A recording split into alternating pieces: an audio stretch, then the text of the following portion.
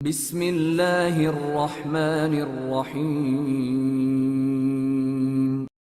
Okey. Bersedekap ni sabit dengan dua riwayat. Riwayat yang pertama adalah riwayat Muslim yang mengatakan kita bersedekap, hadis yang sahih, bersedekap tangan kanan letak betul-betul di atas tangan kiri ini kawasan jam.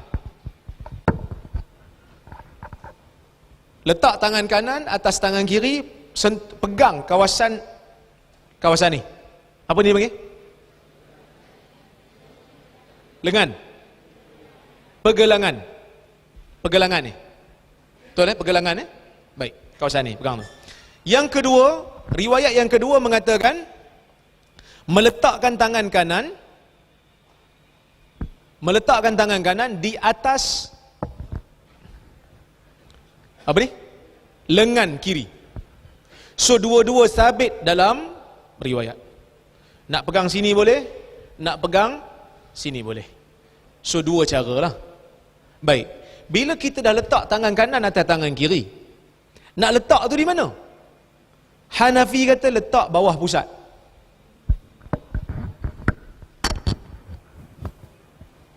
So kalau letak bawah pusat memang sesuai kat pergelangan lah kan? Kau letak sini. Susah sikit. Bawah pusat.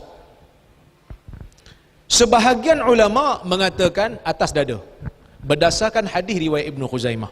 Tadi yang letak bawah pusat tadi pun ada hadis. Ada hadis, tapi dhaif. Yang letak atas dada, Syekh Albani kata sanad dia okey. Maksudnya lafaz tu hasan. Syekh Albani terima lafaz tu. Dan saya dulu pun letak atas dada. Lepas kajian, rupanya tambahan lepas letak atas dada tu tak sahih rupanya. Yang sahihnya riwayat Muslim ni. Tunjuk sikit. Oh, kamera ni tak boleh nak statik Yang sahihnya riwayat Muslim ni, iaitu hadis daripada Wa'il mengatakan Nabi meletakkan tangan kanan di atas tangan kiri, zahri kaffihi, kawasan pergelangan ni, belakang dia. Kemudian tidak menyebut pun letaknya di mana. Maksudnya hanya letak tangan kanan atas tangan kiri di kawasan ni sampai ke pergelangan. So pegang macam ni. Nak letak di mana? Hadis yang sahih tidak menyebut. Maka kita katakan letaklah kat mana-mana yang selesa. Ada orang kadang-kadang dia rasa, tapi penulis Syekh Tarifi dia kata lebih layak letak bawah pusat. Kenapa letak bawah pusat? Dia kata biasanya orang yang duduk depan raja manusia, dia akan rasa tunduk. Letak bawah pusat. Kerana kita salat, kita nak memperhambakan diri depan Tuhan, letak bawah, walaupun hadisnya dhaif, tetapi nampak lebih layak dengan kedudukan hamba. Letak bawah pusat. Itu pilihan dia lah sebab dia kurus. Kalau orang yang boroi terlebih, nak letak bawah pusat tak muat.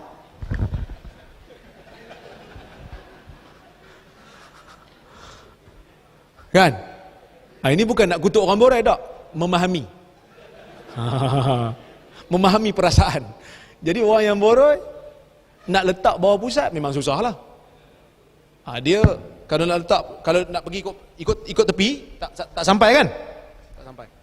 Kalau nak pergi ikut atas pula tak sampai ke pusat. Jadi dia letak di atas perut. Maksudnya atas sikit pada perut. Kalau orang yang tak boroi, dia boleh letak bawah pusat, dia boleh letak atas pusat, atas sikit pada pusat. No problem. Orang yang sedikit boroi kan, bukan kuat makan. Orang boroi ni tak semesti kuat makan. Saya cover balik tu kan. Jadi dia boleh letak di mana yang dia selesa, atas sikit pada perut tak apa. Ada orang yang kadang-kadang dia rasa saya lebih khusyuk letak atas dada, pun okey.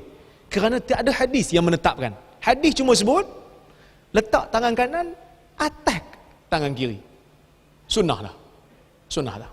Baik. Kemudian ni letakkan tangan ni saya dah sebut dah tadi. Kenapa yang saya kata tambahan itu dhaif? Kenapa tambahan letak tangan atas dada itu dhaif? Iaitu Sufyan bin Uyainah dan Sufyan Ats-Tsauri. Buka balik. Okey. Kemudian Syu'bah, Abu Awanah Al-Yashkuri, Zuhair bin Muawiyah dan Salam bin Sulaim, wa Ambasah bin Sa'id, Abdul Wahid bin Ziyad, Khalid bin Abdullah Al-Wasiti, wa Bishr bin Mufaddal, wa Zaidah ibn Qudamah, Ishaq bin Ibrahim Al-Fazari. Semua ni riwayat daripada Wa'il tak menyebut perkataan letak atas dada. Ramai di kalangan perawi yang hebat-hebat tak sebut, tak tambah pun perkataan tu. Tak tambah pun perkataan tu. Okey? Cuma perawi yang tidak begitu kuat ingatan dia yang bagi tambah. So kita tak terimalah. Baik. Tapi kalau ada orang letak tangan atas dada, okey? Kita kata, okey, Nabi tak letak, tak tunjuk pun dekat mana.